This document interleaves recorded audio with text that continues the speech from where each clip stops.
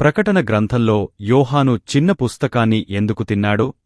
ప్రకటన గ్రంథం 10వ అధ్యాయంలో యోహాను ఒక బలమైన దూతను చూశాడు. అతను ఒక పాదం సముద్రమీద, మరొక పాదం భూమిమీద నిలబడి, తన చేతిలో ఒక చిన్న గ్రంథాన్ని పట్టుకుని ఉన్నాడు. అప్పుడు ఒక వింత ఆజ్ఞ వస్తుంది. ఈ గ్రంథమును తీసుకుని తినుము. ఇది నీ కడుపులో చేదుగా ఉండునుగాని నీ నోటికి తేనెవలె తీయగా ఉండును. కాబట్టి యోహాను ఆ గ్రంథమును తీసుకుని తిన్నాడు. దూత చెప్పినట్లుగా రుచికి అది తీయగా అనిపించింది. కాని కొద్దిసేపటికే అది అతనిలో చేదుగా మారింది. ఎందుకంటే దేవుని వాక్యం సంతోషాన్ని, భారమును రెండింటినీ కలిగ ఉంటుంది. వినయస్తులకు నిరీక్షణను, గర్విష్కులకు తీర్పును అందిస్తుంది. ఇది కేవలం అందించడానికి ఒక సందేశం కాదు, మోయడానికి ఒక భారము.